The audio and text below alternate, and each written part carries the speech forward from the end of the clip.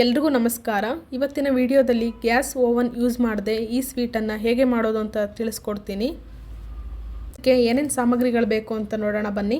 1 cup ಸಕ್ಕರೆ, 1 cup ಕಡಲೆ ಹಾಗೂ ಅರ್ಧ ಕಪ್ಗಿಂತ ಸ್ವಲ್ಪ ಕಡಿಮೆ ಹಾಲಿನ ಪುಡಿ, ಒಂದು 8 ಬಾದಾಮಿ, 1 ಕಪ್ ಹಾಲು. ಎಷ್ಟು ಬೇಕಷ್ಟು ಮಿಕ್ಸ್ ಮಾಡ್ಕೊಳ್ಳೋಣ. ಟೋಟಲಾಗಿ 5 ಸಾಮಗ್ರಿಗಳನ್ನು ಮಾತ್ರ ಯೂಸ್ ಮಾಡ್ತೀವಿ. ಈಗ ಮಿಕ್ಸರ್ ಗ್ರೈಂಡರ್ಗೆ 1 ಕಪ್ ಸಕ್ಕರೆ, 8 ಬಾದಾಮಿ ಹಾಕ್ಕೊಂಡು ರುಬ್ಕೊಳ್ಳೋಣ.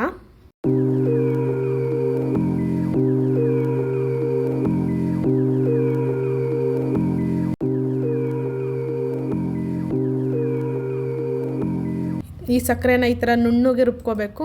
ಪುಡಿ ಕೆಲವು ಟೈಮ್ ಹಂಗಂಗೆ ಉಳ್ಕೊಬಿಡುತ್ತೆ, ಸೊ ನೀಟಾಗಿ ರುಬ್ಕೊಳ್ಳಿ. ರುಬ್ಬಿದ ಸಕ್ಕರೆನ ಒಂದು ಪ್ಲೇಟ್ಗೆ ಹಾಕ್ಕೊಳ್ಳೋಣ. ಅದಾದಮೇಲೆ 1 ಕಪ್ ಹಾಕ್ಕೊಂಡು ರುಬ್ಕೊಳ್ಳೋಣ ನೀಟಾಗಿ.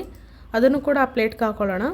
ಹಾಲಿನ ಪುಡಿ ಸೇರಿಸಿ ಇದೆಲ್ಲನೂ ನೀಟಾಗಿ ಮಿಕ್ಸ್ ಮಾಡಿ, ಅದಾದಮೇಲೆ ಹಾಲು ಎಷ್ಟು ಬೇಕೋ ಅಷ್ಟು ಹಾಕ್ಕೊಂಡು ನೀಟಾಗಿ ಉದ್ರ ಹಾಗೆ ಮಿಕ್ಸ್ ಮಾಡ್ಕೊಳ್ಳಿ. ಗಂಟಾಗದ ರೀತಿ ನೀಟಾಗಿ ಮಿಕ್ಸ್ ಮಾಡ್ಕೋಬೇಕು.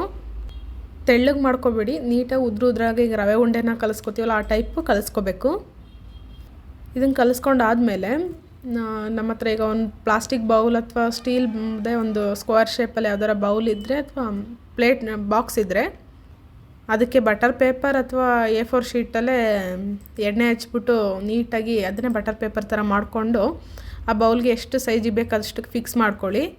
ಫಿಕ್ಸ್ ಮಾಡ್ಕೊಂಡು ಆದಮೇಲೆ ಈ ಮಾಡಿರೋಂಥ ಸ್ವೀಟನ್ನ ನೀಟಾಗಿ ಅದಕ್ಕೆ ಹಾಕಿ, ಅದನ್ನು ಹಾಕಿದ್ಮೇಲೆ ನೀಟಾಗಿ ಸ್ಪೂನ್ ತೊಗೊಂಡು ಫುಲ್ಲು ಕರೆಕ್ಟಾಗಿ ಎಲ್ಲನೂ ಫಿಕ್ಸ್ ಮಾಡಿ ಪ್ರೆಸ್ ಮಾಡಿ ಆ ಶೇಪಲ್ಲಿ ಕರೆಕ್ಟಾಗಿ ಕೂರಿಸಿ. ಕೆಲವು ಟೈಮ್ ಆ ಸ್ವೀಟು ಸ್ಪೂನ್ಗೆ ಹೊಂಟ್ಕೊಬಿಡುತ್ತೆ, ಸೊ ಸ್ಪೂನಿಗೆ ಒಂದು ಸ್ವಲ್ಪ ಎಣ್ಣೆ ಸವರ್ಕೊಂಡು ನೀಟಾಗಿ ಸವರ್ಬಿಟ್ಟು ಹಾಕಿ ಇಟ್ಬಿಟ್ಟು ಆಮೇಲೆ ಅರ್ಧ ಗಂಟೆಯಿಂದ 1 ಅವರ್ ಫ್ರಿಡ್ಜಲ್ಲಿ ಇಡಿ. ಫ್ರಿಡ್ಜಲ್ಲಿ ಇಟ್ಟು ಅದು ಗಟ್ಟಿಯಾಗಿ ಕರೆಕ್ಟಾಗಿ ಫಿಕ್ಸ್ ಆಗುತ್ತೆ. ಸೊ ಆಮೇಲೆ ಹೊರಗಡೆ ತೆಗೆದುಬಿಟ್ಟು ನೀಟಾಗಿ ಆ ಬಟರ್ ಪೇಪರೆಲ್ಲ ನೀಟಾಗಿ ರಿಮೂವ್ ಆಗುತ್ತೆ. ಸೊ ರಿಮೂವ್ ಮಾಡಿ ನಮಗೆ ಈಗ ಯಾವ ಶೇಪ್ ಬೇಕು, ಸ್ಕ್ವೇರ್ ಶೇಪ್ ಬೇಕು ಇಲ್ಲ ಟ್ರಯಾಂಗಲ್ ಶೇಪ್ ಬೇಕು ಇಲ್ಲ ಉಂಡೆನೂ ಮಾಡ್ಕೋಬೋದು. ಯಾವ ಶೇಪ್ ಬೇಕು ಆ ಶೇಪಿಗೆ ನೀಟಾಗಿ ಕಟ್ ಮಾಡಿಕೊಂಡು ಅದ್ರ ಮೇಲೆ ಬಾದಾಮಿ, ಗೋಡಂಬಿ ಇಲ್ಲ ದ್ರಾಕ್ಷಿ ಯಾವುದಾದ್ರೂ ಸಣ್ಣದಕ್ಕೆ ಕಟ್ ಮಾಡಿಕೊಂಡು ಡಿಸೈನಾಗಿ ಹಾಕ್ಕೊಂಡು ಸರ್ವ್ ಮಾಡ್ಕೋಬೋದು. ಇದು ಇವತ್ತಿನ ಸ್ವೀಟ್ ಆಗಿರುತ್ತೆ. ಈ ಸ್ವೀಟ್ ನೀವು ಕೂಡ ನಿಮ್ಮ ಮನೆಯಲ್ಲಿ ಟ್ರೈ ಮಾಡಿ ಅದು ಹೇಗೆ ಬಂತು ಅಂತ ಕಮೆಂಟ್ ಮೂಲಕ ತಿಳಿಸಿ. ಇದು ಜಾಸ್ತಿ ಟೈಮ್ ತಗೊಳ್ಳಲ್ಲ, ಬೇಗನೆ ಮಾಡ್ಬೋದು 5 ಮಿನಿಟ್ಸಲ್ಲಿ.